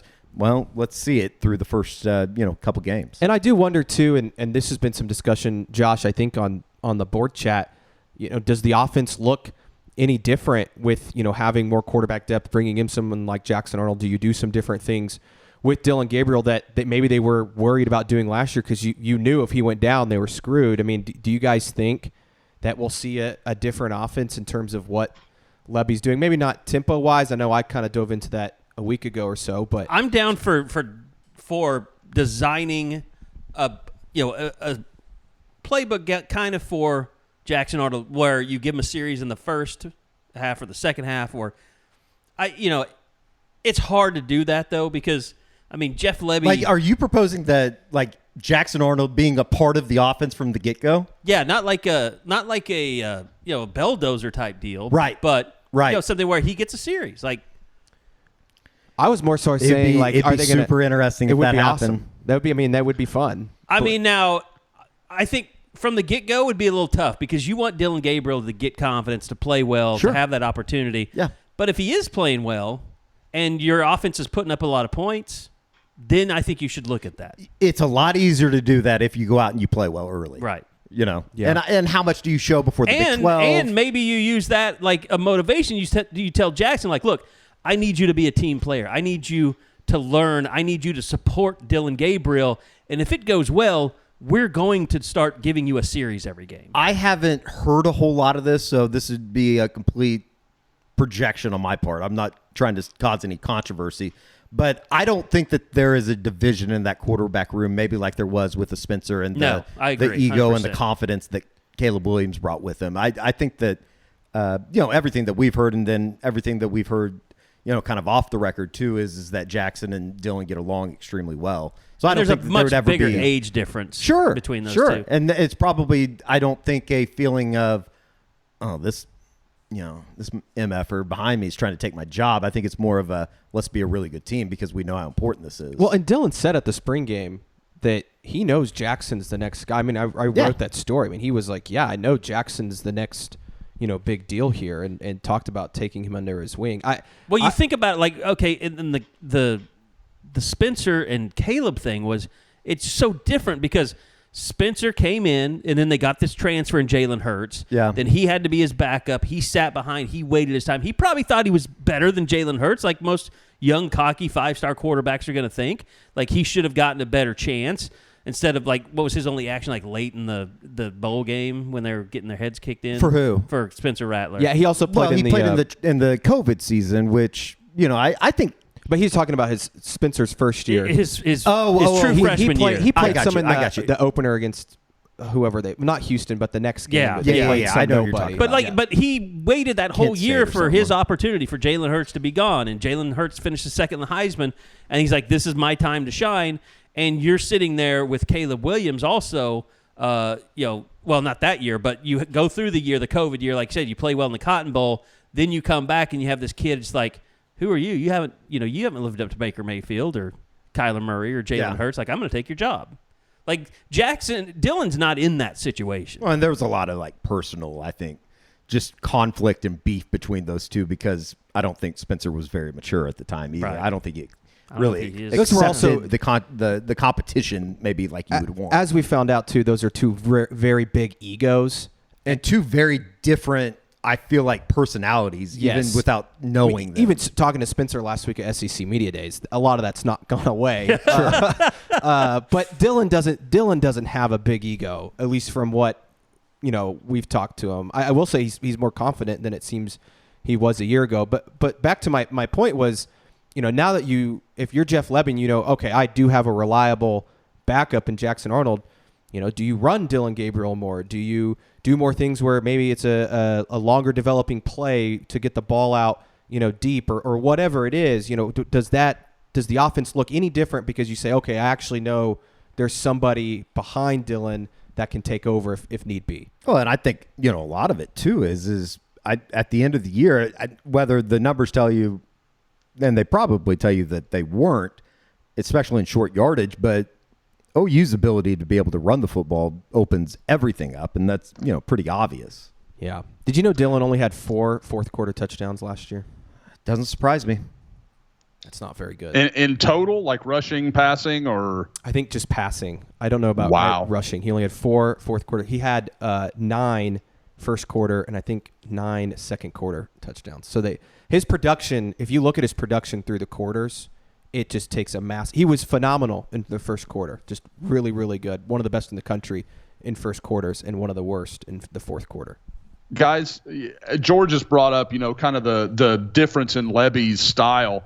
And again, it's always tough to just take blank stats and just say this is what it is. But just interesting to note, and it's something I think I talked about last year when I did some of the film review of Lebby. So, OU fans can kind of have an idea of what they were looking at. As a senior, Matt Corral in 2021 ran 152 times for Ole Miss. Last year, Dylan Gabriel ran 89. Yeah.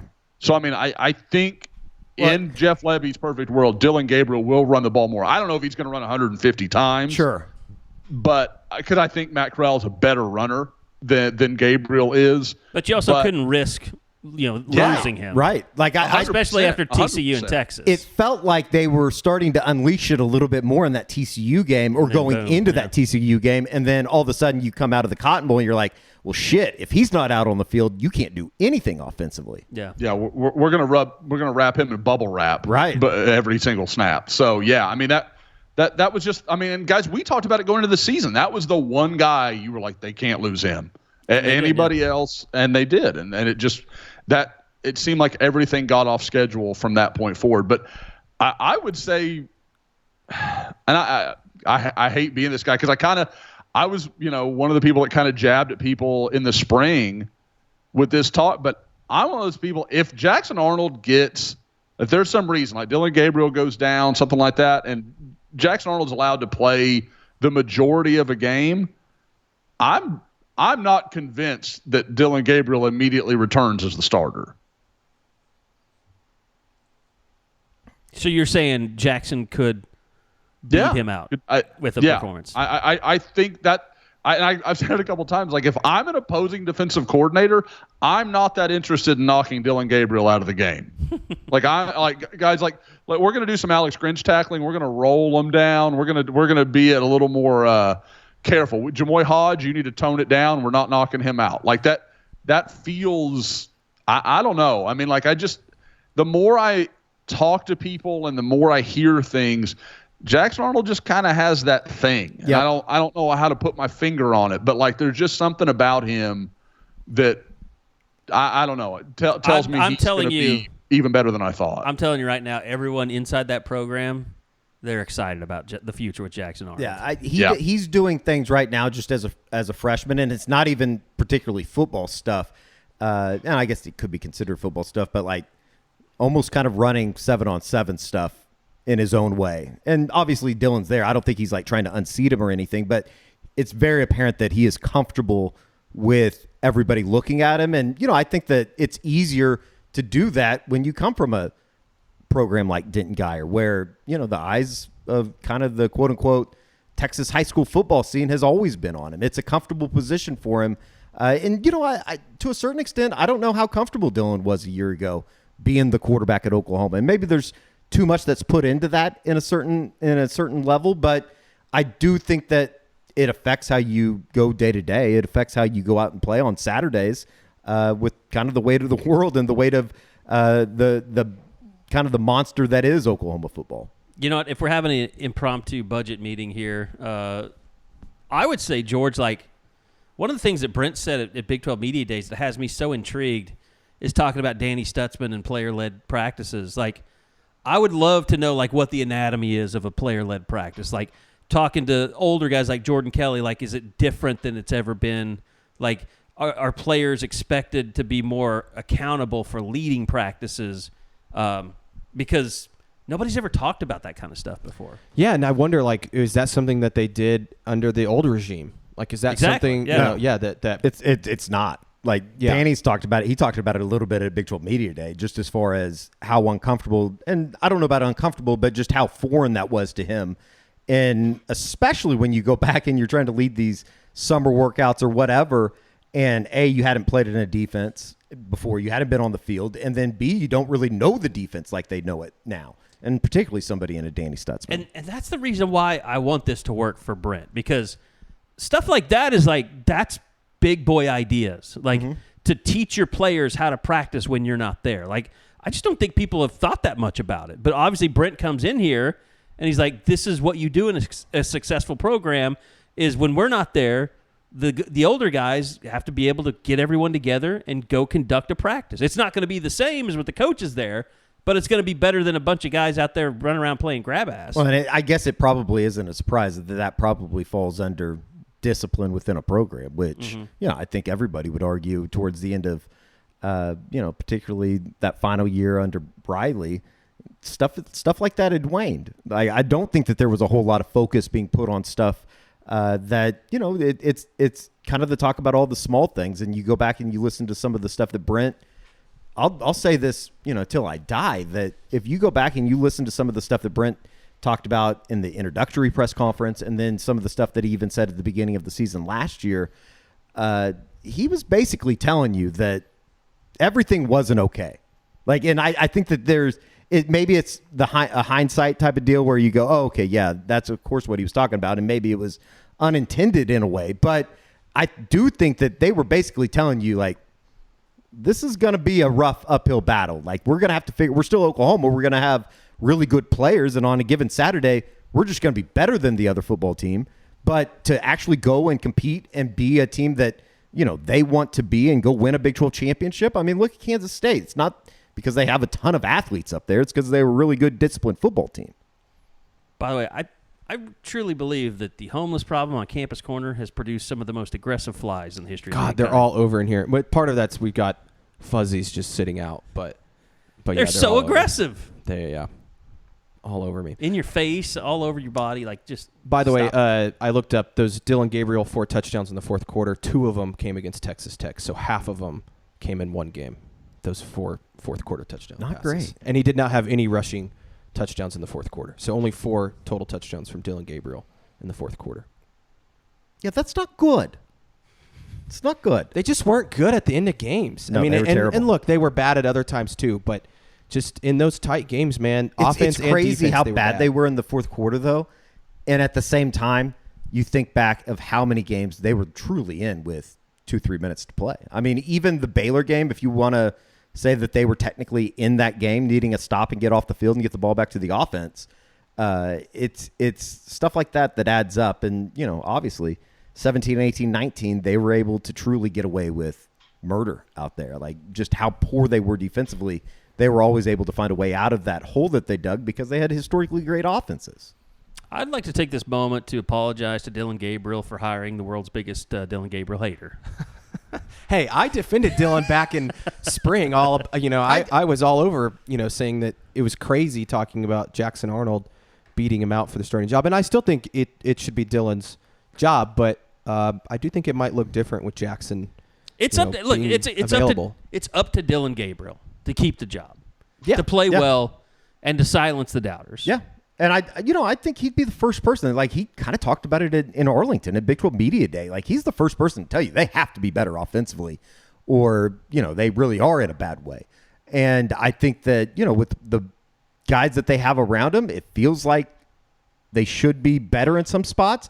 But there's just so many question marks about guys that you just can't sit here and say, yeah, he's going to be you can't sit here and say that Jalil Farouk's going to be a Biletnikoff semifinalist. I mean, I think that'd be almost kind of crazy to say right now. But then you do fall back on this idea that, kind of like you said, Josh, the schedule, when you look at it, it offers many opportunities. I mean, out of the 12 games, they're probably going to be favored in 11 of them. And the one being that they wouldn't be favored in is Texas, right? I think that's right, yeah. Yeah, that should be right. Now, that's not to say that, going out to Provo in late November it's not going to be easy, because it's certainly something new. I don't think BYU is going to be any good. Even Cincinnati at the beginning of the year, Cincinnati shouldn't be very good. It's a game that Oklahoma, the team last year, yeah, they could go up there and lose for sure. But you work your way through these games where you go, yeah, they should win that. And all of a sudden you look up and you go, how does this team not win 10 games? All right. Is there anything else that we wanted to hit on before we get out of here today? Were you saying something, Josh? Well, I was gonna continue the Gabriel stuff, but we'll get out of here. That's fine. I did want to say that we talked. I guess this is the pod notes. The Robert Spears Jennings big hit that we talked about was on the extra point for West Virginia when he just cleared out the holder and Bowman picked up the ball and ran it back. I believe that was a 2-point conversion that time. It was. That was the big moment when OU took a 12-6 lead into halftime in Morgantown. There was one on the west sidelines. Yes, I here remember in that, Norman. Yeah. And I think it might have been the Kansas game. I just remember seeing that going, who the hell is that and where has that been all year? Where's this guy been? So, yeah, no, it was a great show today. A little longer than usual, but that's always fine. Real quick. Yeah. We made it an entire podcast without NIL talk, but the federal legislation that's been put out. Damn it, Eddie. You know people are just going to come after me now. I know, They're going to blame Terry.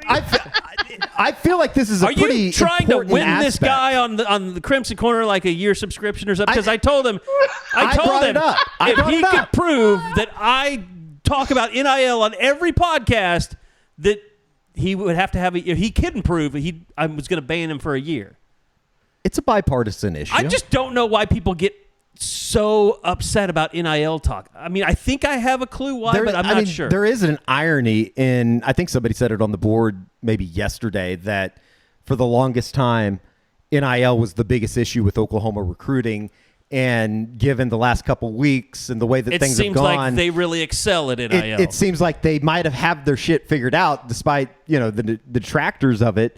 But at the same time, I do think that with the bill that's been put out there, something's going to happen. Like, they're not going to... That was a bullshit bill. I mean, they throw that thing about the 3 years. I'm talking about the Tommy Tuberville. Tuberville and Manchin, the one that they put out yesterday in the past. To say that you can't transfer for 3 years? That's never going to fly. Well, that bill's not... Why even put that in the bill? You're just ruining the bill before it even starts. They're idiots. Well, it's the same with making them employees. That type of bill will never get passed. They tried that in California. And we are at a point, though, where something's going to happen. Like, they're not going to just have inaction for the next 6 months on it. Well, I mean, and here's the thing. I think this is why people get mad. They want NIL just to stay like it is because it's helping Oklahoma, and I get that. I do. Like, if it's just mass chaos, then OU's playing that game well, and as well as anybody. But here's the problem. Even the people closest to it and the people that are giving the money now, they know that they're not going to continue giving this much money. Like, it's not, as they say, it's not sustainable. The collective, even the collectives notice, they put together this group to go to Congress because I read the On3 article today. One of their main guys says this is not sustainable. Like, you can't keep doing it this way. So it's got to be figured out. But I don't think the NCAA, I mean, I don't think they or Congress have the ability to come out with anything that's fair for the athletes. I don't think, Eddie, you say you think nothing's going to change. I think nothing is going to change because they're dealing just with people do this dance for the next... Yeah, I just don't think... I think you might see some change in local governments, like you've seen local bills get passed and stuff like that. But in terms of national, guidelines and regulations that it seems that, people are pushing for, I don't think it'll actually come to fruition. Or if it does, it'll be very minimal. It's just scary. This is what I think is going to happen. It's going to keep operating like it is right now, while universities start putting their best foot forward to try and figure out how to do NIL on their terms, where you'll have both of these things going on at the same time. And I think it'll just stay that way until athletic departments figure out a way to make it sustainable to where it's to their advantage. And then, the bigger schools or, the schools that start losing out, they're going to continue that pressure to get it. But it's not going to change overnight. And I haven't seen 1 ounce of hope that anyone in Congress is going to put something together that both the NCAA will agree with, the players will agree with, the fans will agree with. So, yeah, George, I think you're right. I think it'll just keep going like it has been for a while anyway. Yeah, I just don't trust...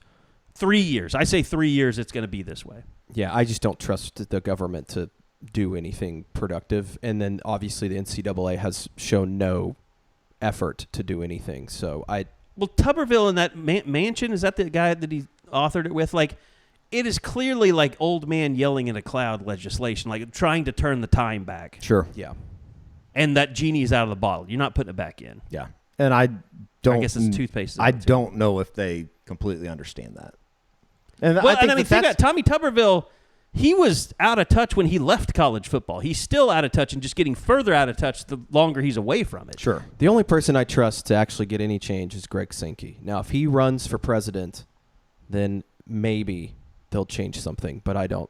After listening to Greg Sankey last week, I'm like, okay, this guy can get stuff done. And I think Charlie Baker kind of gets it, and he's more, I mean, he's better than Emmert, but at the same time, he's just going to do the really pro NCAA bill. That's what he wants. Yeah. Because the colleges want to control this. The institutions want to, and they want to be the ones to make money off of it. Right. Which is, I think, something that Andy Staples pointed out yesterday is the fact that the schools have it so good right now. The donors are footing the bill for everything. Mm-hmm. They just sit back and let everything act. But then you have people that are coming in, and it kind of goes back to, I think, what everybody has followed in recruiting, especially over the last 5 years, and probably more specifically like the last 10 years even, is the idea that these five-star kids are going to go to, wherever, UAB or whatever, and they're never going to have that opportunity. Like, I think that the smaller schools are saying they don't want to be used as feeders, right? They don't want to somehow sign this 3-star kid that turns into somebody that, maybe should have been a 5-star, and then all of a sudden he's at Alabama or Oklahoma or wherever. The funny thing about the whole thing to me is this. You talk about NIL. What is really NIL? Like, Livy Dunn has no problems with NIL. Caleb Williams, they have no problems with NIL. Right. Those are the people that were going to make all the money in the first place. Right. It was never meant to be a system where everybody gets paid $50,000 a year. And I think that for no reason. There's people that other than being football think players. That's what was supposed to happen, that, out of the starting 11 on Oklahoma's defense, you were going to have everyone gets $100,000. Maybe this guy makes $500,000, but everybody's going to be, I guess, sharing profit in a certain way evenly, when it's not the case. Even when these guys get to the NFL, the quarterback's going to be making, like, I saw something about in 2013, Aaron Rodgers was making $18 million. There was only 12 quarterbacks that were making over $18 million at the time. I think now there's 4 guys that are making over 60 this next season. Jesus. With I think more than, I want to say it was 18 is the number. Like they're Tyler's all making over 40. $25 million. Isn't this Tyler year. making Crazy. 40 or something? Yeah. I mean, it's insane. The money that quarterbacks are making is absolutely And insane Sam's right now. first contract was 70 total, I think. Oh, and when he got drafted. earned every part of that. I said that was when he got drafted, though. Yeah, that was the signing bonus. He was the final class, Right, with the before massive signing bonuses and stuff before like that. the staggered or whatever they call them. Eddie, I've always meant to ask, and it's never been like a reasonable topic or like never been in line with what we're talking about. Did he think about that? Like, was that part of his decision to go when he went? Like, or was that just kind of an ancillary bonus? I think that it probably certainly helped. I don't know. I think probably at the end of everything too, with the way that his senior year went in Norman in 2009, getting hurt again and stuff like that. I think that he knew that it was also time to go. Okay, Because I think he thought about leaving after 2008, after the national championship year, and then I think they all bought back in, and he wanted to come back with Jermaine, and all of a sudden Jermaine's out for the year with the knee injury, and God, it was just a kind of a shitstorm. I've never seen a year go from just unbelievable expectation to just shit show that fast. Like, that Nebraska game is still one of the most abominable football games I've ever watched. So bad. Was that the 12-6 game or something? Yes, Landry threw 5 interceptions, I believe, 5 or that night. 6. Sue was just dumb. And Dominican Sue did One of the literally worst. I mean, whatever he wanted. You talk about Baker versus Mahomes. That was the complete opposite watching Landry playing Nebraska that night. It was like it became a game of 500. Was it like literally. Zach? Was that Taylor Martinez? Taylor, Yeah, yeah. it was- No, it was. It was I'm it not thinking- It wasn't Zach Taylor? Zach Taylor, was it? He was, I said Zach Taylor, but I thought that was the name of the.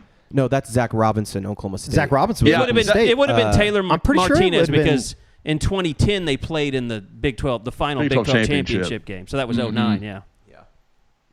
Well, let's just keep going another hour. We could do this. Yeah, all we'll day. take. I'm loving it. We'll take a quick break here from our sponsors. Yeah, I mean, we could literally do the longest pod we ever wanted to do. If We probably could. and These someone people. is at our door. What are they doing? Scoopers, I guess. Maybe they want to come on Well, the you know pod. who else is on that Nebraska team? Rex Burkhead, Carrie. You want to start on a Rex Burkhead? It's probably time to go. Oh, I think that's Izzy. I think that's our realtor Oh, okay. or land or lease companies. Yeah, that's Izzy. There you go. I don't know. We're popular. Even the landlord wants to show us off. How much longer till the longest pod? Like, what's the I don't record? know. If we went another 20 minutes, I think it'd be the longest pod ever. Let's keep it rolling. We'll get 2 hours next week. Yeah, we'll have a lot to talk about. Media Day coming up on Tuesday, Yep, I yep. believe. So my colonoscopy coming up on Monday. Might be a little under the weather on Tuesday. TMI. Is that why you asked me if I was doing anything Monday? Do I have to go? Is that a Scoop HD feature? No, I need a driver. That's for sure. They say you have to wake up at 3 in the morning to take the last of the exit juice. I think you do. That's what I think she you said. do. All right, that's a way to end the pod. What do you know about that? That'll do it for this edition of the Unofficial 40 podcast. Thanks to everybody out there for listening, and stay tuned as we're getting bigger and bigger and better. I would say next week you have a chance of maybe getting YouTube back. We'll see. Maybe not with camp starting. I shouldn't make those promises. But we will have a lot of stuff from camp that we haven't done before as well. I know George and Eddie are fired up about doing some stand-ups over there. So looking forward to that. More of that, more on YouTube. Just go to youtube.com/SoonerScoop. We're on pretty much every pod platform that's out there. And don't forget, we are now on 3. If you're stuck over at Rivals, you need to make the move. We'll be announcing some camp specials here coming up as well, probably when this pod comes out. But I believe Monday we're going to release some subscription specials for camp. So keep an eye out for that. If you're looking to subscribe and you just haven't pulled the trigger yet, please do. Support the pod, support the site, support the office. We appreciate everybody who does that. So thanks for listening. We'll see you back here next week for another edition of the Unofficial 40 podcast from Soonerscoop.com.